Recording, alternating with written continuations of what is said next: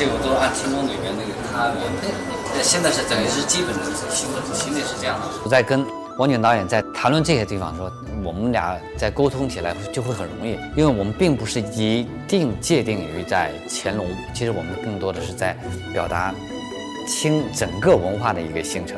因为我们本来的方案是应该再往前提，但可能会更重。陈同勋老师承担了大部分的服装啊，这个量也很大，周期也很紧，而且他又有这么多的这种创新的对自己的要求。就是这个位置啊。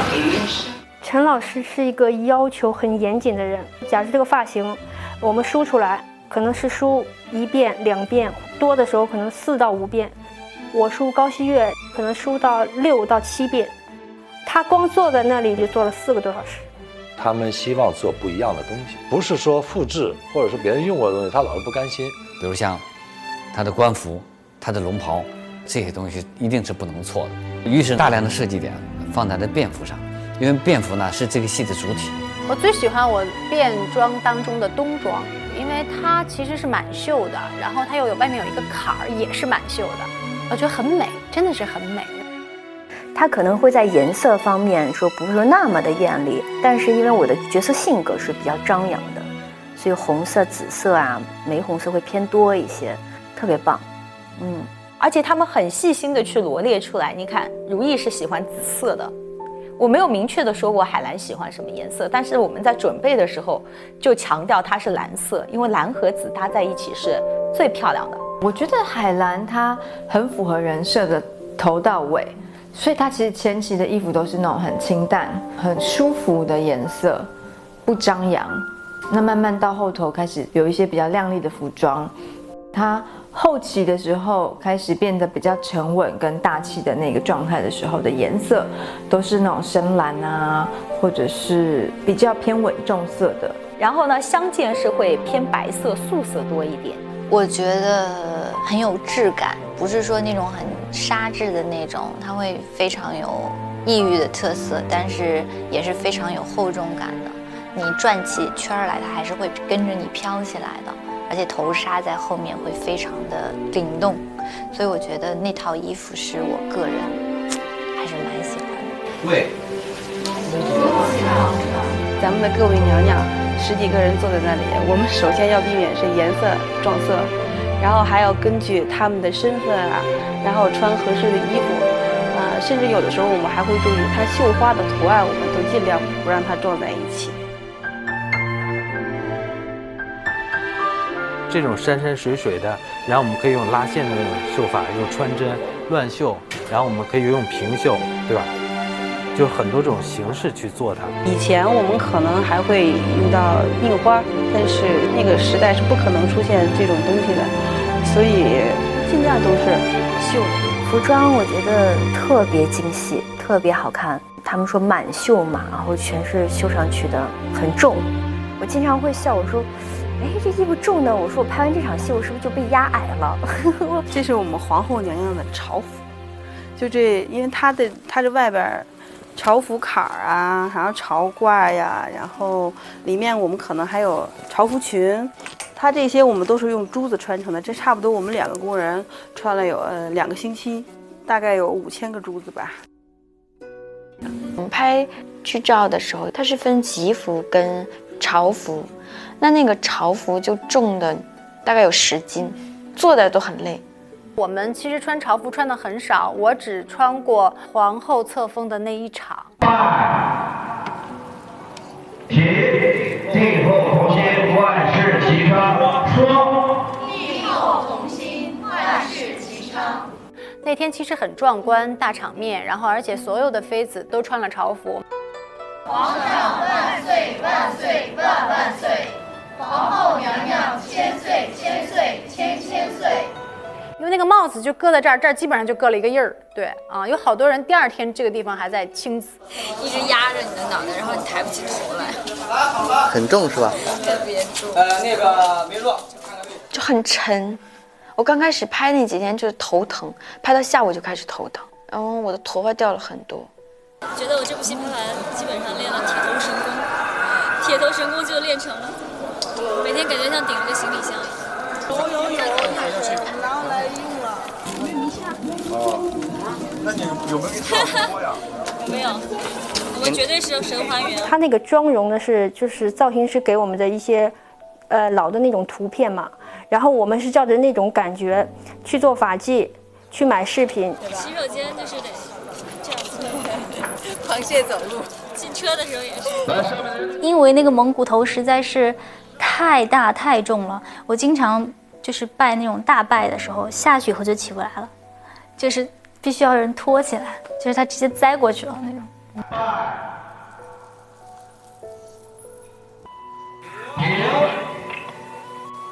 非常好，非常好，来起立。对于他来说应该比较困难，加上发髻加上饰品可能有10来斤那么重，每天顶着他都很痛苦，就很容易往前遮过去，然后就必须自己在那控制住，所以看起来很简单，其实就是要对抗这个的力量。这部戏的话，我们比别的戏投入的点翠的数量是多3倍到4倍，都是真材实料。我们的头饰上面有很多就是很好看的颜色，像景泰蓝那些东西，包括是点翠，那个是最贵的，一个小小头饰都是钱。所以我们都特别谨慎，因为走路的时候怕甩了掉了，赔不起呀。在服装啊、饰品这些方面，其实有很多我们需要去适应的，就是包括我们走路的时候花盆底的鞋。还是要适应，崴脚崴了好几次了。尤其外景的时候是那种石板路。我第一天拍戏，第一天穿上我的花盆底儿，我那天穿上以后，我心情还挺好，我觉得哎呀，特别有那个大家闺秀的感觉嘛，就是整个人都立起来了。结果第一场戏要我在鹅卵石上走，我的妈呀，那个石头还不一样大小，有的这么小，有的这么大，然后那个凹凸不平，已经是宫女扶着我了。我都没办法走得稳，我就一直摔到最后，华哥都已经找过来说，摔成这样你怎么进宫的？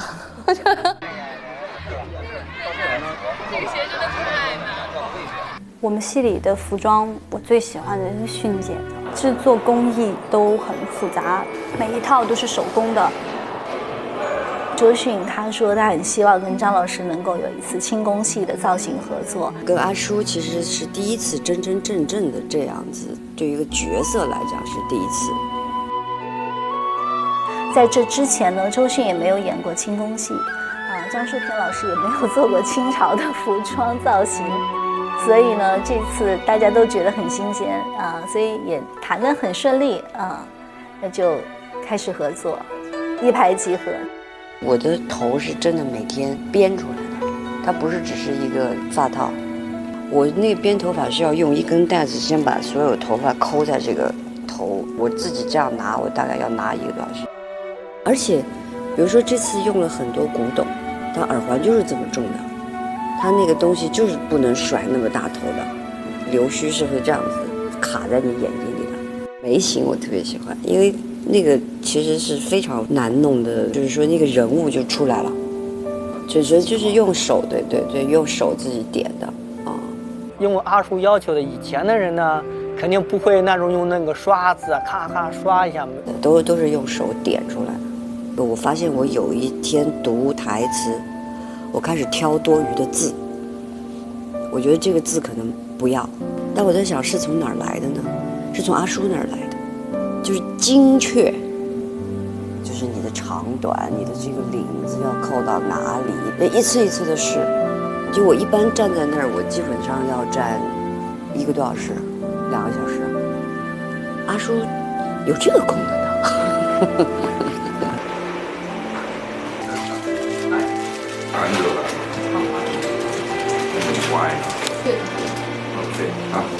阿叔跟我们说，你看看后面人家景是什么样的颜色，然后你再配这个衣服。红的帽子吧，西服。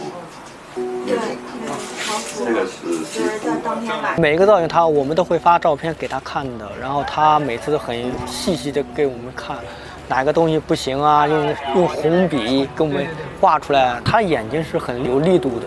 对，我就是喜欢我的衣服，还有我的帽子啊什么的。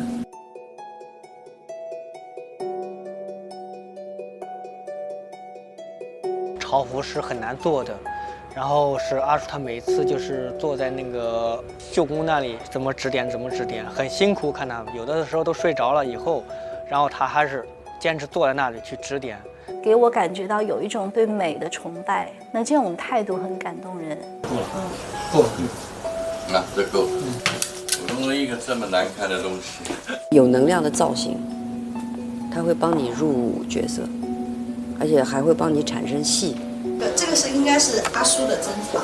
我去过服装间，哇，非常这样震撼。你要知道，整整2大间房间，还有周迅的衣服在车上。如果说我只是做出了文字方面的努力，那么我觉得我们这个团队给出的就是给人一种视觉的震撼。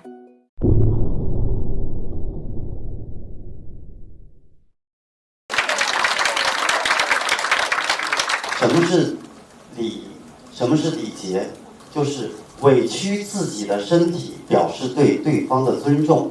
可能张小龙这个名字不一定是那么熟，但是温太医当然大家很熟，很多观众也都蛮希望说我到《如懿传》里面演戏的。我说我在演呀，他只是演的幕后的一个角色，礼仪设计。见到皇上可跪，1叩首，再叩首，3叩首。礼仪是让观众更相信你这个戏，更相信你这个时空，更相信你演员塑造角色的一个必不可少的一部分。给太后请来，他右腿跪的，侧右腿跪地上。我们说清朝是满族人建立的，所以带有很浓重的这种满族特有的东西，所以在很多动作上跟中国其他社会朝代是不一样的，主要是在膝盖上。清朝可能说作为这种尊卑体现的达到了一种极致。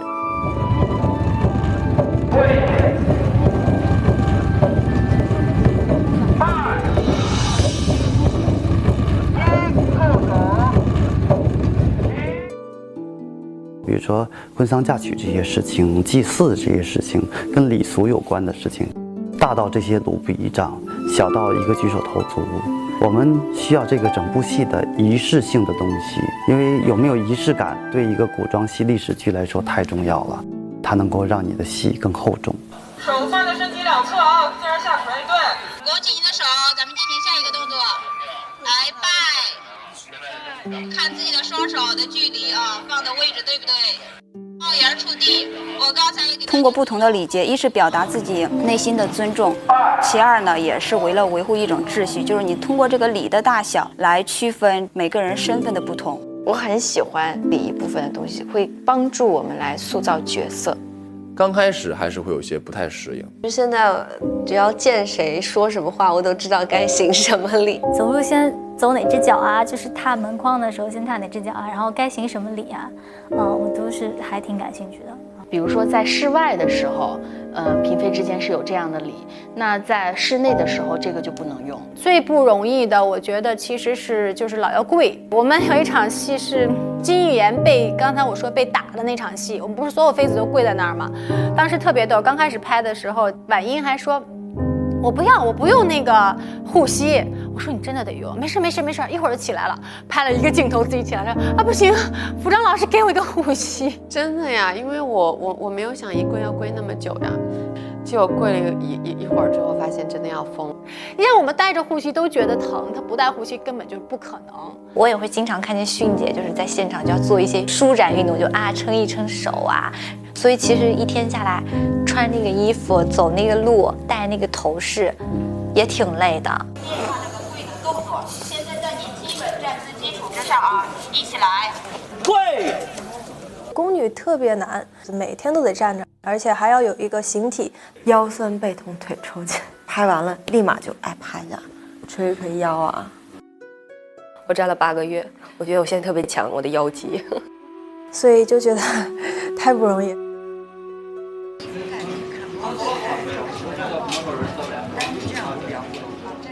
周迅老师的第1天拍戏的时候，我们就遇到了一个很大的难题，就是俯身3拜。当时他是这样说的，他说没有关系，你就告诉我怎么做就可以，因为你是礼仪指导老师，我就听你的。我就跟他做了那3个动作，做的特别完美，比我示范的要好。周迅是我最喜欢的演员之一，他是艺术家级别的。但他能够看这些人去指导他的礼仪，甚至于指导他演戏的过程中用一个什么样的礼仪来演戏，这个是很难的。我们的礼仪指导要有一个什么样强大的内心，然后周迅老师他们要有一个什么样的包容、温暖，来鼓励礼仪指导。其实我的礼仪真的太少了，我是算比较幸运的，相对来讲他们会很辛苦，其他演员他们随时都要那么多的大礼，而且他们这些妃子要跪下什么都不容易，因为他们的衣服很长，还要配合对白、配合情绪，其实是蛮不容易的。有一场封杯的时候，那个大典，一提气都要做，哎呀，这个挺难的，这跟瑜伽似的，一提气拜就很细很细的。行6肃3跪3拜礼。1肃，肃就是吸气，每个肃都是吸气啊。1肃，跪。6肃3跪3拜大礼，这是真累。6肃就是提气，跪下来，再提气，再拜。然后站起来，这是1轮，要跪3次。2肃，拜。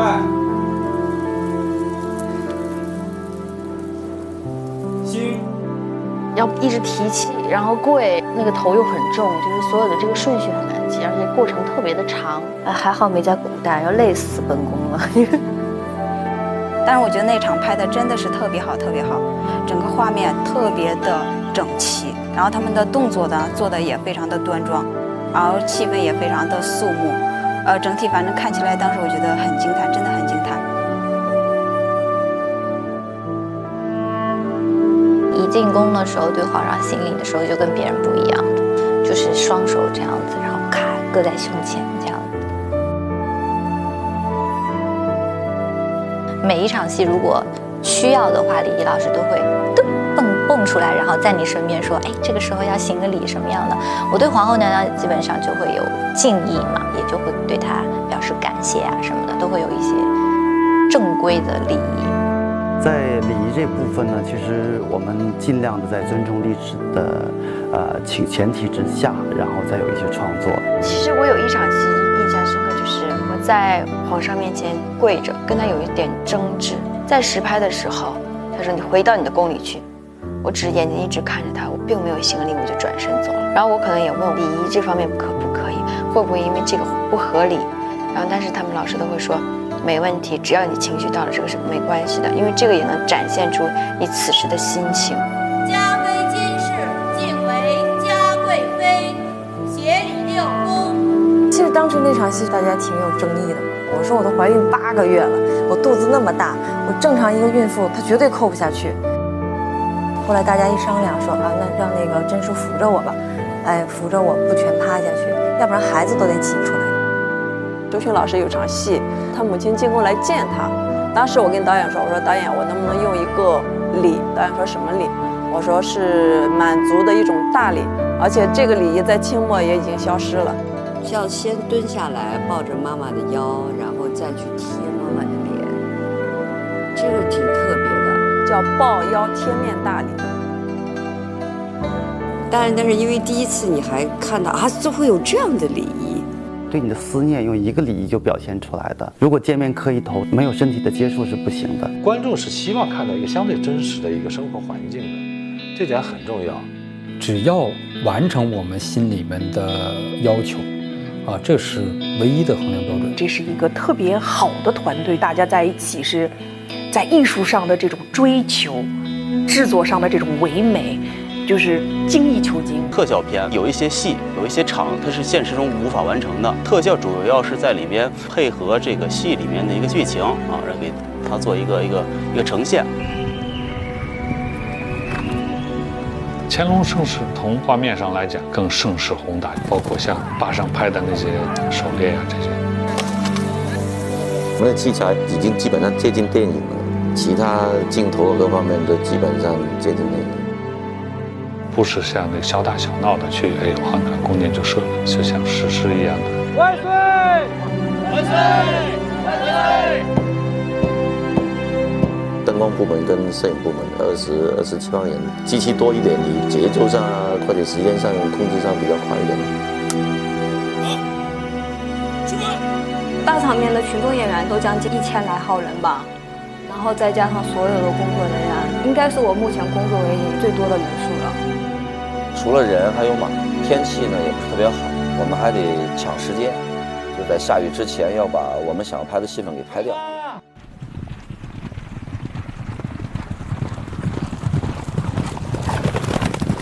在坝上的时候，我们组已经调了很多马匹进来了啊，但是实际上跟当时那个年代故事里面所描述的那个相差还是很远的，需要我们特效来给它做弥补。我们是在里面加了一些色彩，美术的韩老师当时也聊过，因为整部戏是一个宫廷，就是女性色彩比较浓郁。然后呢，我们坝上草原这块戏呢，就是它要呈现更多的一些阳刚之气在里面。如果要想射的话，就是这样。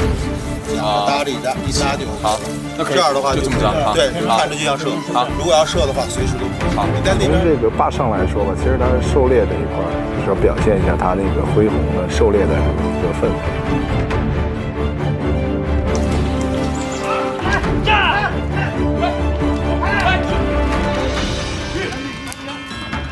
我每次镜头都在这个，都在我这看，都在手心上。往前走一点，在手心；往前走一点，在手心。往前，这不就对了吗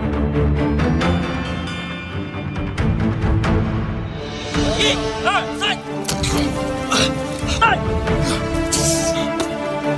这，忘了。没事，你这样你肯定赢的。我感觉把你身子肯定变好。到这，这个大点。花吧。场景这边是美术部门来做前期的一个计划跟筹划的时候，它已经有一个设定了。但是有一些东西是美术可能在前期它不好去呈现，这个时候就需要跟那个我们特效部来介入进来，跟美术部来共同来实现某一个场景或者某一个气氛。我希望这个光，很多光它都是戏剧化的光，随着戏走的。你现在是什么情绪，你就应该衬的是什么背景。把这个镜头啊，快卸下来，快抓紧啊，马上就好了。送镜头都快点，快跑2步。我从陈导这就真的看到了以质量保生存。好，建华可以，位置可以，靠左一点，建华，稍左，再往左一点，哥。把它放中啊。拍的每个细节都是特别有质感，特别有质量。建华往右一点，建华往右一点，往右。好，掉头，快，迅速再来一次，快来，预备，走。我这人比较直，就是说工作就这样，我们都希望是得到一个很好的画面。作为导演，作为摄影师，如果懂戏的话，他想要什么，必须得灯光合作。导演在拍每场戏的时候，都会站到一个角度，他看光，他就知道那边再上去一点，那边再下来一点。往这片打，看这片，这看前后都有了吗？好了，预备，开始。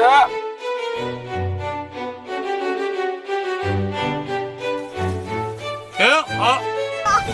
拍你的手得了。坝上的条件相对比较艰苦一些，所以我们每天都要比大队要提前2到3个小时，然后去做准备工作。兄弟姐妹们都开心一点啊！舞蹈演员也要面带笑容。来，预备，开始。当天我们去到坝上之后，看完场景，然后第2天就要拍了。导演说：“那我要20个摔跤手。”18个马头琴，还有一对那个蒙古的那个稀有的那种鼓啊，然后还有那种腮，然后舞蹈演员我要20个舞蹈演员。这个舞蹈主要是我们蒙古族的安代舞，蒙古族人就是家里来到远方来的客人，我们要隆重的招待的时候，我们姑娘们就会跳起舞来，就是表示对我们客人的一个欢迎和对自己一个热情的表达。感谢这些所有的工作人员，我觉得他们为这个戏贡献了很多，也很敬业，也很专业。古装戏，尤其是长篇古装剧的一些经验，它可能跟现代戏的超操作，它确实是不一样的，也包括甚至跟人与人之间的打交道的。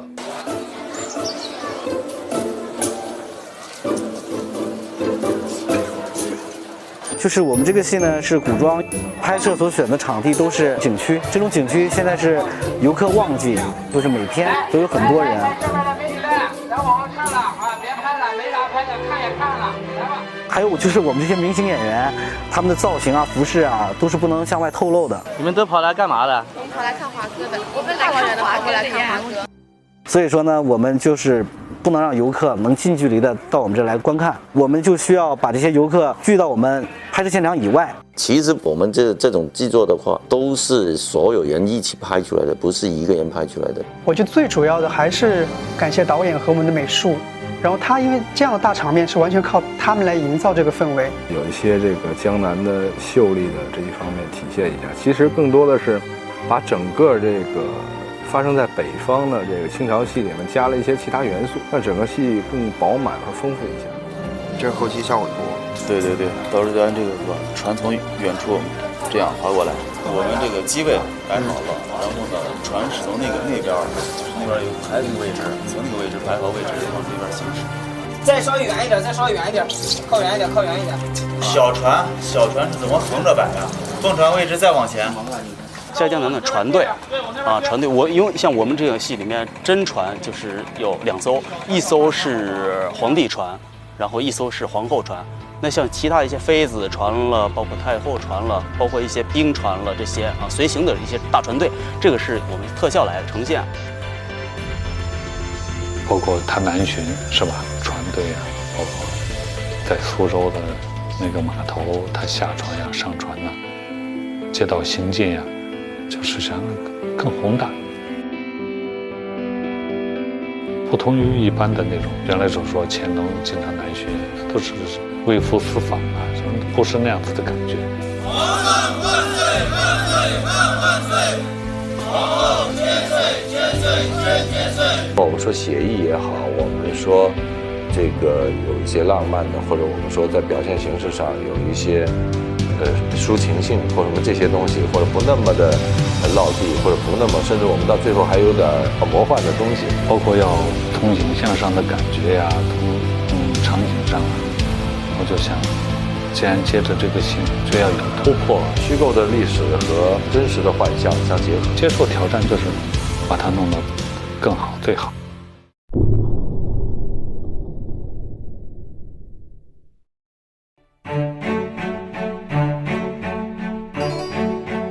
我们《如懿传》是从北京转到坝上，再从坝上转回北京，再从北京转到苏州，苏州再转到余姚，余姚再转到横店。从艺以来拍过最长时间的一部戏，基本上经历了春夏秋冬。等会儿，我看。那时候夏天特别热，然后我们棚里面也特别闷，然后现场还放烟，然后灯光照着我们，又戴着毛领，然后迅姐捂着棉被，我在那儿烤着炭盆儿。位置都别乱动啊，等会儿位置还不能。我的脸都已经涨得通红通红了，但是我们还要演出来瑟瑟发抖的样子。喝了姜汤暖和多了，阿若你也把姜汤喝了。但是那场戏经常拍着拍着，我跟迅姐都特别爱出汗，然后我们就流汗，然后导演就拍一会儿就喊停，哦，擦汗继续拍。只要拍雨戏，跟水有关的戏，天气就特别冷，降温10度都有的。拍戏那个时候会特别辛苦，而且因为我皮肤过敏，对那些水在身上在脸上特别难受，我可能要先上一层油去隔掉一些跟水的缝隙，然后会有保鲜膜打底。不怕雨不怕风，大衣搭配毛巾，塑料袋已经拿走了，刚才还有塑料袋。现在感觉还冷不冷？不冷，我们凭着一个热血的心态拍戏，我们一直都不冷。但是没办法，冷就还是会冷。这个比较对，工作是2个人这样过来过去，反正有一个跟着紧的。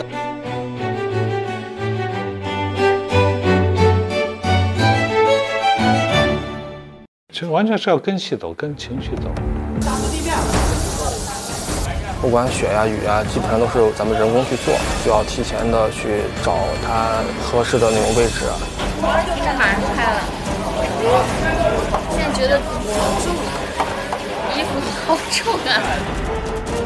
很费功夫，而且呢，雨的大小，一会儿雨大了，一会儿雨小了，或者这边有了，那边没有，你就要不停的去调整。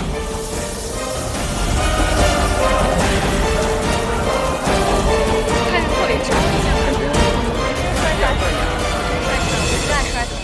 就说演员其实有时候你给他一个好的氛围，其实他是非常愿意演好。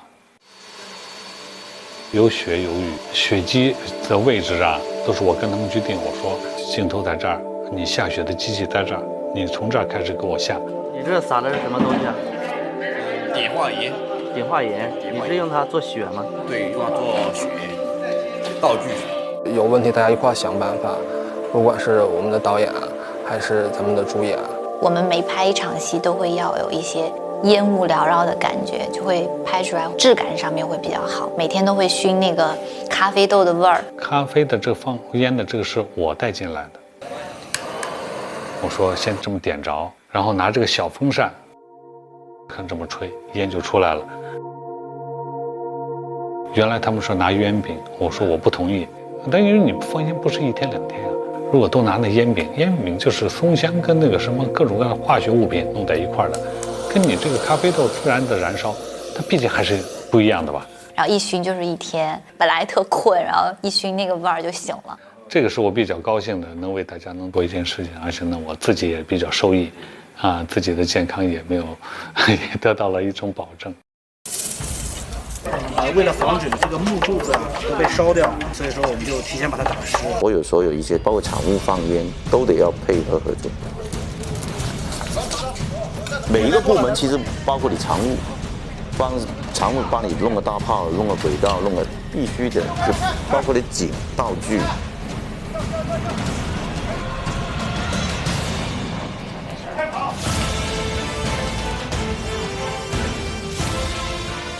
快点接水！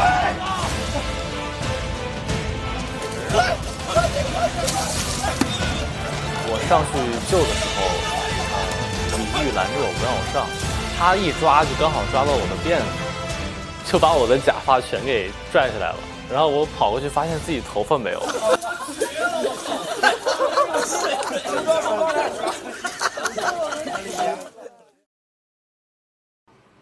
准备。来了。因为那一天拍自焚那场戏的时候，其实是大概我已经连哭了第6天，那1个礼拜对我来说是特别难熬的。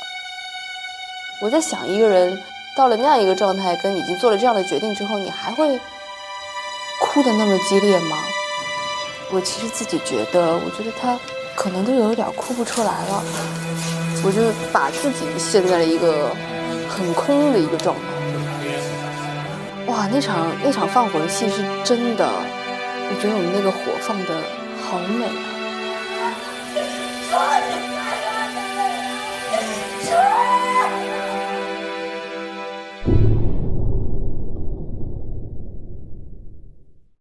我还是希望还原一个真实的环境。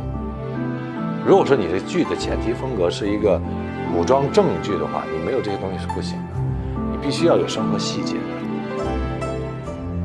最大的挑战还是找到一个属于这个戏的独特的一个美学观。这个段子总体来看是一个段子。跟导演合作，觉得挺难得的吧，我觉得特别好，而且对美术这边呢是给予非常大的帮助和认可，因为他给了我们很大的空间。找到，然后我要跟导演要交流要得到共识。要跟着执行部门要把我的这个感受要表达出来。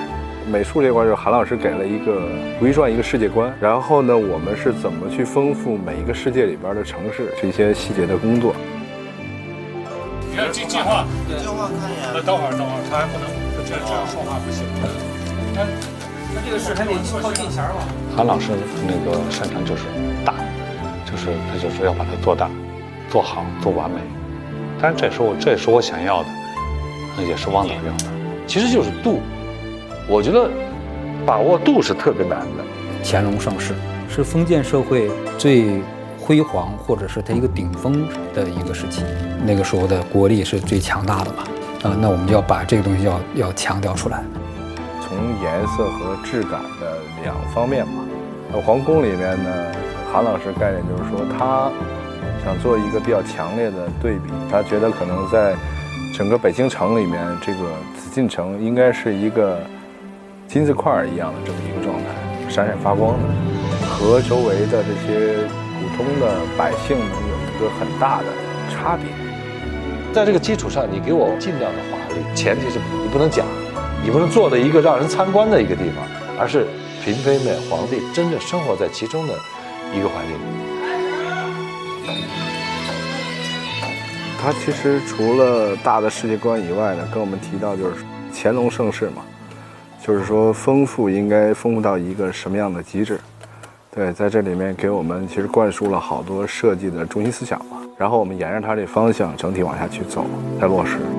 它让我一点一点的去把这个整个空间立起来，这个是觉得特别难得。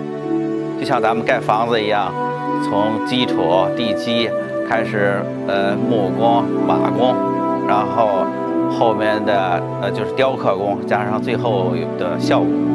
每一个场景，实际上就跟东西12宫啊都不同。看似是一个紫禁城，它不是一个复原，不是一个写实的。一共搭了有6、7个景吧。其实我们改景的这个量其实也很大。也是本着一个原则，就是汪导聊过，就是说我们每一个小景或者散景，都要按照主场景去对待。其实每个景都有一些现代元素的融合吧。我们构架这个戏的美学原理，或者是叫物质的世界观，都是一个假想的。我们还是属于一个写意的一种工作方式。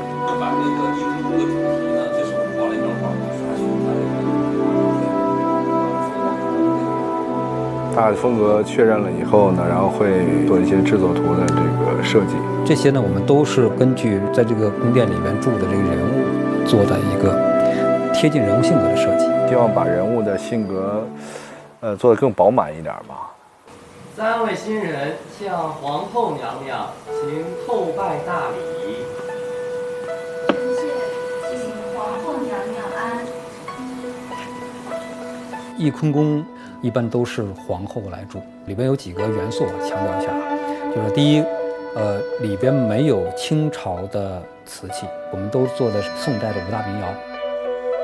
第二个呢，就是里边有大量的这个竹子，就是竹器，它的体现出来的这种味道比较雅致，到处都是清雅之气。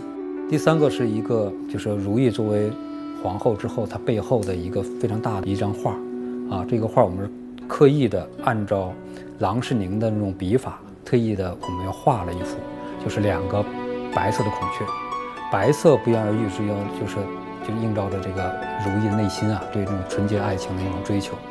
第二个呢，就是它是一对儿，也想这个就映衬着这个如意心里面的一个追求，他是希望是一夫一妻。第三个呢，就是我们把它做成孔雀，孔雀是反鸟，也就注定了这个如意不能称为后，就说这个她不是凤，这也意识到她的命运，如意的一生也没有真正的作为皇后下葬也好，或者最后给她的这个谥号都没有称为后。拿去年来说，就是他因为对人物整个他沉浸在其中嘛。之前我们聊过一次这个翊坤宫的屏风的事儿，这个创作本身讲，他还是希望我们每一样道具在他心里面是能够打点的，他的直觉可能更敏锐。我们也希望说，通过他的一些反馈，在创作本身上，我们有些新的一些想法。这部戏也是大量的积累，让这个戏观众相信。我们喜欢用气场这个词哈，因为这有很多东西没办法名状它，但是它就是形成了一种场，这种场它真的是可以感染到你。美术我还是挺喜欢的，翊坤宫和那个延禧宫，我都挺喜欢的。北京的延禧宫最复杂，占地3000多平米，然后我们整个搭了2进园的一个宫殿。其实这个有3个月，你整个布置好，从前到后。如意一进宫之后，就是给他分到的是延禧宫，啊，一个是离皇帝最远，还是呢相对来说是最普通的，啊，但是这个普通绝不是平庸，而是那种含蓄。如意比较早期的那种，他对爱情的那种感觉很纯粹，那种细腻。耐看，啊，做的是这样的一个方向。现在这个延禧宫已经在大概180年前吧就烧掉了。为什么我还是说这是个写意的一个东西啊？就是我们所做的这种方式，全都是抓住了这个意或者是神髓，看起来像。延禧宫的有一个主题叫双生，什么叫双生呢？就是所有的物啊，所有的这些东西呢，都要孪生，这就是暗合了他们人物关系，就是希望他们是一个生死相依的这种感觉。所以我们在里边做的设计的时候，就是刻意的做成一对一对的，这个就是延禧宫独特的灵魂。这一块它整个的其实这个形状啊是一个莲花的那种形状。如果光那么打过来的话，这个开口就是一个莲花。其实这个在故宫里边没有这么做的，但是你现在看的并不突兀，这就是一个神髓我们不是照抄，主题要更突出的是那种姐妹情感。所以呢，我们做的这个莲花也是并蒂莲，就是双生莲。延禧宫是这个就是如意早期的一个宫殿，跟它那些宫殿比呢，这个就是偏老一些，偏旧一些。这边呢就是卧室，讲究呢就是色彩，除了灰色，然后就是青色。你看它这个色彩面料的那种珍贵缂丝，过去的讲叫1寸缂丝1寸金。预备，开始。我们做的任务还是那个嘛，就是服务于拍摄。根据这个人物的特点啊，比如说如意就是需要，他那种雅致。要从这个细节里边看到它的与众不同。其实我们最喜欢可能是朗华的长春宫，非常的写实，非常大气，做的非常精细，特别美，超级美。就从镜头里面去看它那个层次感、景深，真的很好看。这是写意和写实结合在一起了。他用的深蓝色的那个纱，透出去特别好，很持重，但是有质感又特别好。拍出来光一打，它那种氛围就特别舒服。1、2、3，1、2、3。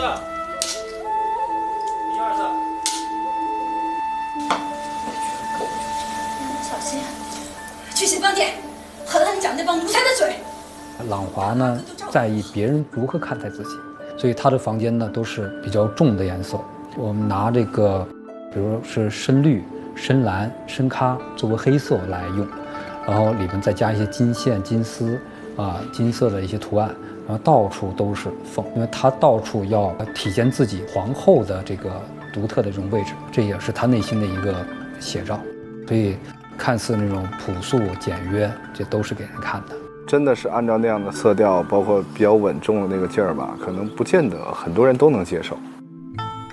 皇后就是不一样，就是它的那个颜色虽然暗，但是暗得很高级。那我们做的就是要它的母仪天下的那种姿态，他所有这样的姿态都是演戏。好，3年1次。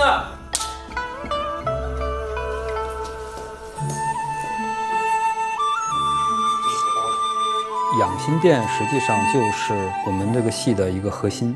实际上讲，纵观就是古今中外，权力最大的一个人就是乾隆皇帝。我们就要夸张，就给这个人物提供更准确的一个环境。导演的镜头下的养心殿是很漂亮的。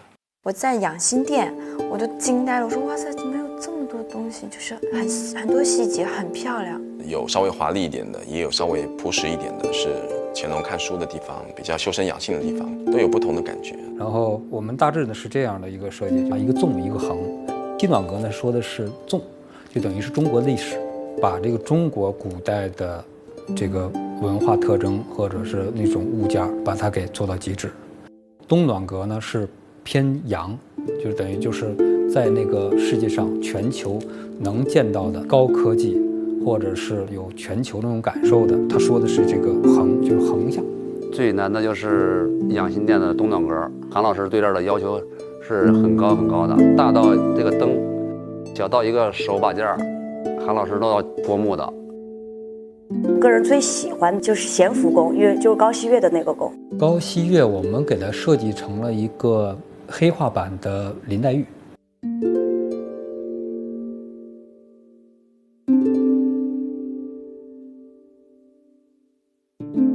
我当时一进去的时候，我觉得我们的美术老师非常厉害，想隐约的体现这个高翕月它对于这个音律的这个精通的这样一个点。这个其实但不会真响的，要现场给他拍摄。棒棒的。因为我爱弹琵琶，他们给我做了一面墙的琵琶，就挂在那上面，其实是个非常好看的背景，然后也体现了它的这个才艺的部分。因为高翕月是一个体寒的人，气血虚弱，他的那个桌子写字的桌子是跟别人不一样，它比平常的高一些，中间镂空有些眼，它可以在里面放炭，就是你坐在那儿的时候脚是热的。他平时坐的一个座位，我们下面是设计的是有一层这个台子，它就可以放那个炭盆烧炭来取暖。它这个里面是可以放一些什么艾叶啊，或者是中草药啊，就是把高希月的这种特点展现的淋漓尽致。4进1次，准备，开始。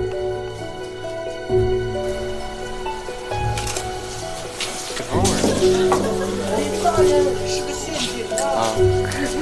陷阱。他是从这儿，在这看一眼，然后他就过来，往这边来。对，因为魏婉很浮夸，就是恨不得把所有东西都戴在头上，然后穿好看的衣服，就是只要皇上能看见自己就行。按照我们的这剧本的人物来要求，把它给做成水粉系列的一个环境。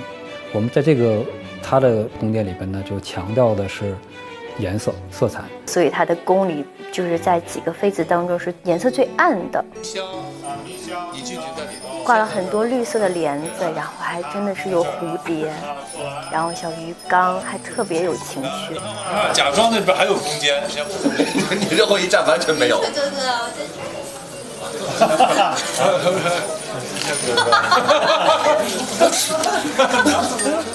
准备，开始。微臣不便久留，先行告退。有些纱看你怎么拍，意境给的特别好，因为它很多层的帘子，然后会有很多朦胧感。哪怕是一个幔帐，哪怕是一排烛光，就能感觉到环境给演员的刺激，就你能相信这个环境，而不是觉得是造出来的一个景嘛，不是的。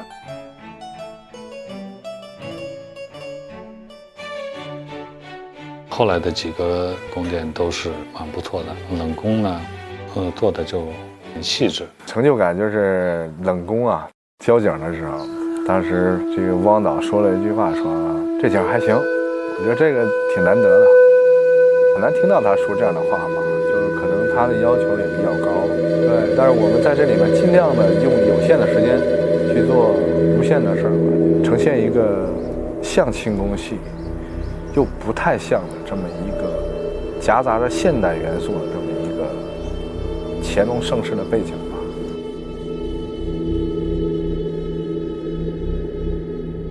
物件写实呢，也还是属于感受性的写实，并不是那个东西就真对的，我们只能说是看起来像，就是它的感受是写实的，就是味道对。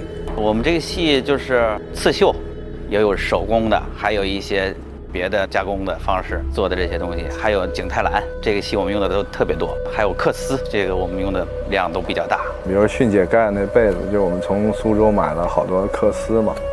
对，因为我们也希望说，在演员脸周围啊，尽量去找一些好的面料，去给它做一些近景特写的拍摄，来丰富一下我们想要表达的这个质感和材质。很多件东西吧，我们都是尽量按照古法去做，更贴近那个当时的工艺。制作道具的量大概在8000到1万件吧。我每次一走到那个场景，都觉得哇，好豪华，而且很多细节做得好，做得细，而且呢还有很多真材实料、有质感的道具。韩忠老师工作比较较真儿，我们所做的东西特别的细，因为也怕有瑕疵搁在画面里头。其实像这个都是我们收的古董，没有100年、80年了，真的，这是真的。其实最重要的是要有质感，所以我希望他用古董，因为肌理这些东西是很难做出来的。哎呦，你在拍上去的时候，在给特写的时候，你心里特别舒服，那个质感特别好。我们在演的时候都是真的要保护它。我觉得最有挑战就是这个马车，就是皇帝出行去打猎的这个马车，以及皇后那个马车。工期也短，而且制作量也比较大，工艺也复杂，所以这是比较有挑战。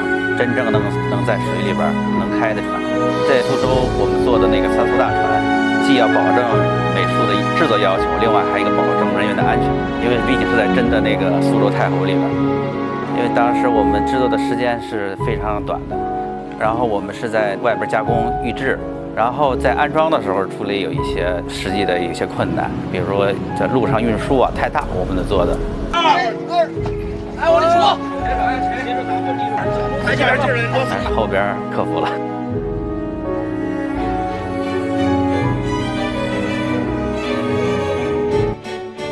韩中这次的分寸把握得很好，就是写意和写实之间、唯美和真实之间做了一个很好的平衡，很华丽，但是这个华丽不俗这个美术的感觉，是走在很前面的。每一个工都让我吃惊不小，它没有一个角度是不能拍的。关键是它那个场景拍出来的，它那个颜色和我们的造型很统一，你会觉得有历史依据，但是同时又有不俗的现代品味。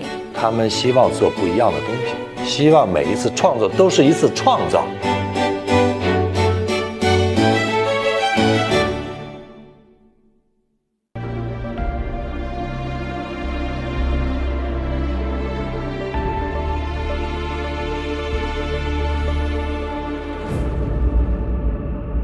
每天要面对的东西啊，让今天是一个全新的一个状态去面对。当这个镜头拿到手，从无到有，到最后自己一步一步，从建模了、材质了、打灯光了，还有合成了这些，一直到最后呈现出来，制作人员对于特效人员来说，它是一种内心的一个满足的愉悦。我觉得这是一个非常认真创作的团队，体会到各个方面每一个演员的表演，我们的场景的设计，包括拍摄，这是一场视觉的饕餮盛宴。我觉得，这个昂贵对我们道具来说，每一件东西都很昂贵，就不止它的本身的这个价值，是我们所有弟兄们付出的这个昂贵。这不要太这么轻易的产生这个满足感。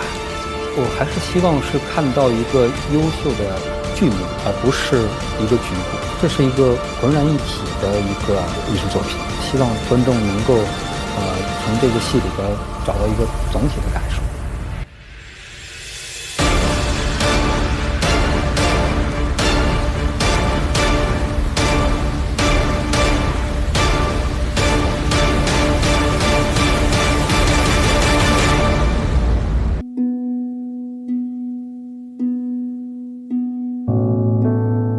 我觉得其实他一直都在坚持，不管对谁。他在宫里那么久，但他并没有变，不忘初心吧，那么一个人。她是一个宫中少有的非常有个性的女人。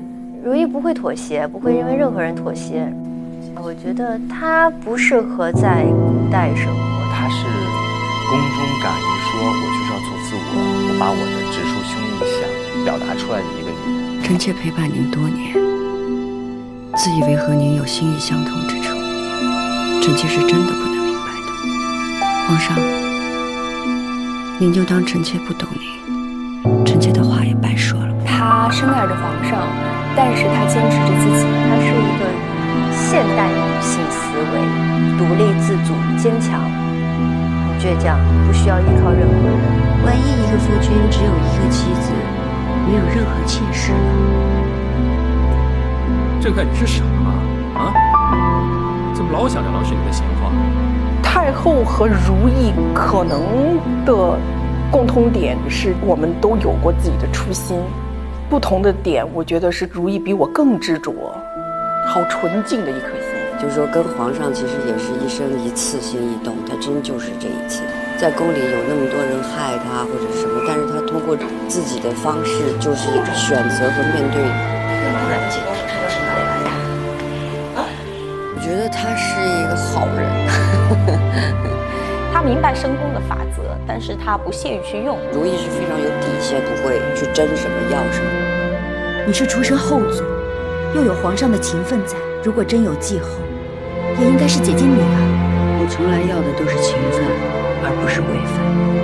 他是很明事理的，他懂得一个人的德性是什么，不冤枉谁，不去制造那些没有的东西出来去害人。他的性格是还是很正直的。主，皇上特意派人送来的礼物在外头，您去瞧瞧。绿梅非常难得，骨骼清奇，其实很像如懿的那种性格。她不会去为深宫的这个环境去改变自己的本性。两心之间梅香一缕，绿梅难得，皇上的心意更难得。他喜欢梅花是因为寒风里是吧，彻骨是吧，才能闻到花香这个。因为他喜欢的是南方的梅花，他到了北方他活不了。我记得后面还有一场戏是跟皇帝之间的一场戏，就是讲到如意，其实他就来错了。也许他本就不该是这宫里的人吧。如意就是说，其实我是不适合在宫里。他的性格是贯穿的，叛逆也好，他什么也好，他是贯穿始终的。他应该是自由的，他喜欢的那种自在安然，他对感情的那种坚持执着是不会变的。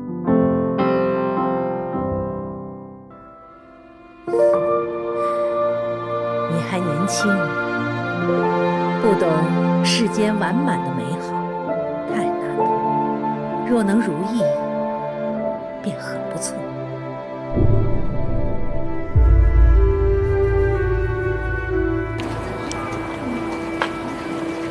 苏丽云其实在很多时候是一个没有攻击性和没有伤害性的这样一个女子，所以她和如意的关系就属于那种比较熟的朋友。到中期的时候，兰华走了这一段时间，我觉得比较熟的朋友因为一些利益发生了分歧。哎呀，我也抚养永皇这么多年，知冷知热的疼着，闹了半天，还是不如你。祭酒礼已过，大家休息片刻吧。本宫让御膳房熬了些八宝甜汤，大家都可以用一些。在后期的时候，我觉得就非常坚定地站在了如意的背后去支持她。对如意是喜欢，然后崇拜、敬仰，反正就是当成姐姐养。剧里也有台词说，皇后娘娘就像我的姐姐一样，她是真的很喜欢、很依赖她。但如意对梅若，我觉得可能就是关爱，因为她毕竟是小嘛。然后还有就是梅若比较简单，没有那么多坏心思。我记得娘娘曾与我说过，皇上是您的少年郎。和如意可能有一种惺惺相惜的那种感觉，因为如意她也说她曾经有过一个少年郎，他们曾经非常的美好相见。其实她也没什么要求，她就是跟如意一样爱一个男人。自己心爱的人没有了的时候，就是要自杀，但是皇后娘娘就是劝她活下来吧，跟她讲了很多的道理，在那一刻可能给了她一种力量。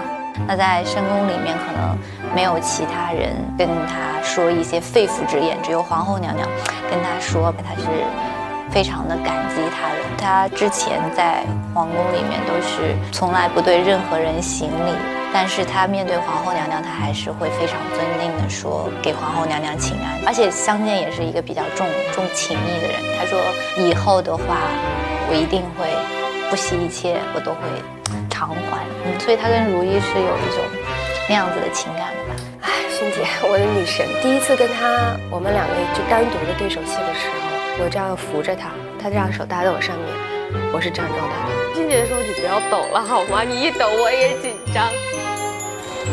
不是违背自己良心的事情，索性都愿意去为如意做。其实索性就是一个如意身边的连接各方面这样一个桥梁，跟江雨冰的这个关系和李煜的这个关系，导致他们最后都非常忠诚于如意。如意娘娘这个人是非常好的一个人，因为我还有点喜欢索性，我也会对她的主子好，因为她的主子好了，她才能好。后面有一场就是如意帮我上药，在宫里一个娘娘会给一个奴才蹲下来上药，我觉得那场戏是他彻底的走到如意那一边去了。一是因为情感，二是因为他看中如意的人品。了解这个人以后，你会不由自主就会帮他，而且这对他来说也是行正道。索性的归宿还是蛮好的，跟了一个医生啊，又实用。索性还问他呢，那我照顾不了你啊。如意说没关系，等看到有好的人再说吧。那故事的发展就是出现了一个好人。多谢皇贵妃娘娘主持公道。你是个直性子，胆子也大，不怕吃亏吗？不能让没钱的姐妹都吃了亏。本宫喜欢。来翊坤宫当差吧。爱打不平，无依无靠。最万幸的是说让如意给捡到了，才找到了家的感觉。所以我愿意拼尽全力为了如意，怎样都可以。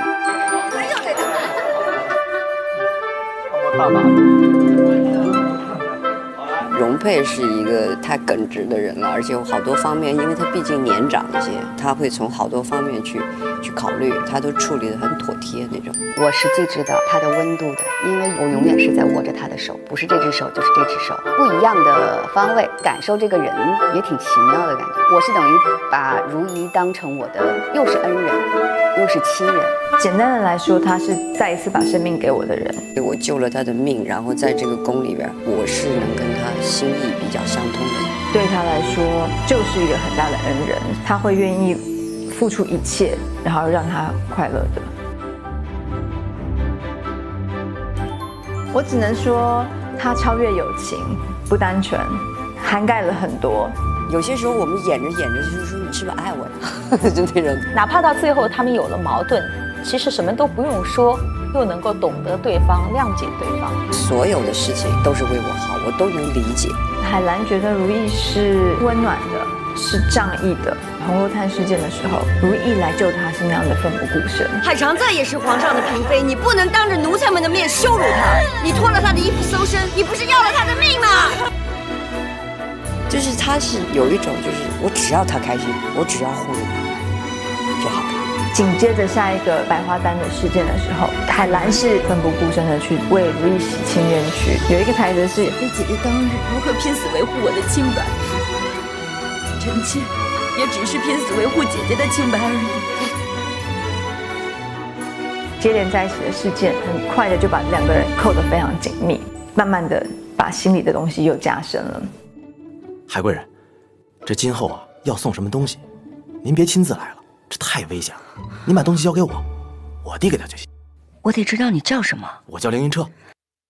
我觉得如意的价值观、个性上面跟凌云彻之间还是有共同点。就拿现代话来说，是三观相同。他跟如意之间的界定啊，就像无论你走多远，无论你经历了什么，只要你回头，我凌云彻永远会默默地为你打了一把伞。微臣只是希望皇贵妃将来的路可以平安顺遂，而微臣会跟随在您身后，替您照亮身后曾经走过的路，不至于您回头的时候连退路也难以看清。就那种情感是在一个宫里边，你对对方，你是可以安心的信任的一个人，对，所以他对如意来说也是非常重要的一个人。大声呀！他们情感的建立和彼此作为对方信仰的建立，其实是在一件事一件事一件事一件事去堆积。快我看看，这蛇有毒，我得把毒血吸出来。索性打盆水去。无论是事件上的堆积，还是岁月上的累积，就经过这么长时间，它是一种情感，经历太多的生死，这才是他一生的宿命，也是他的任务，也是他一生所希望做的一件事情。在这红墙里边，在我寒冷彻骨的时候，给我温暖的是你和凌云彻。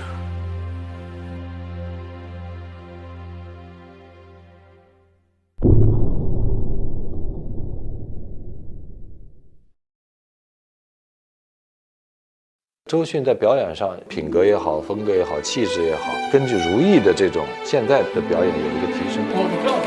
从一个小女孩委屈，脑子里都是幻想的，有点叛逆的一个心，慢慢变成一个皇后，她这一切非常清楚。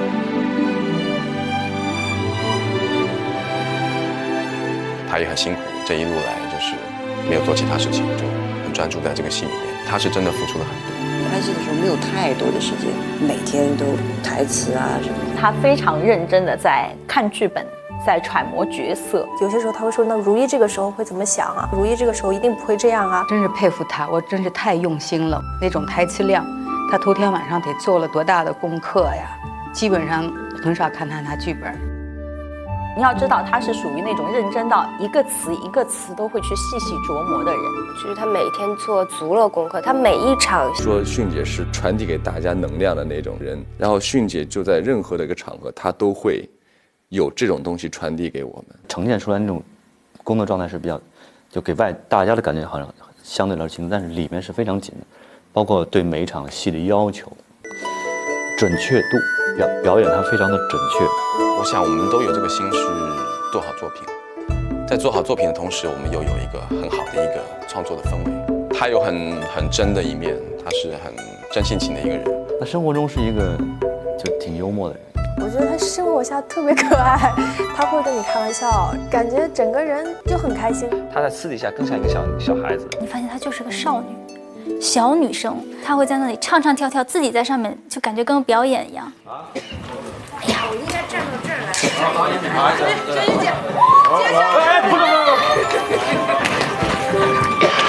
那认识他之后，我觉得我就更爱他了。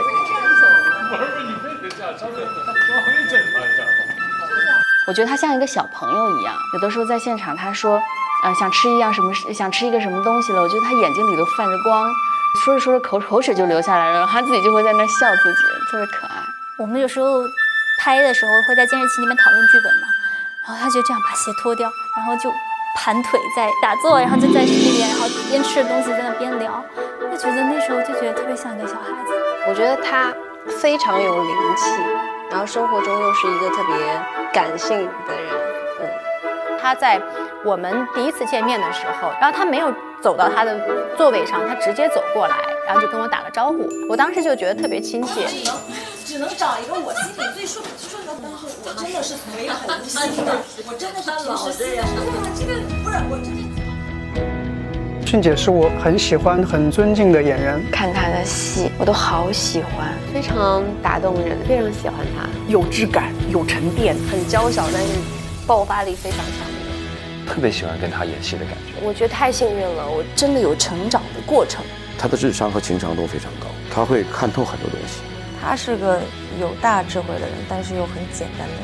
周迅在表演上一如既往的好，每场戏都很稳。我们一直在说所谓的一种工匠精神、敬业精神，那我觉得在周迅身上就是，一切都很顺利，我觉得这是非常幸福的事情。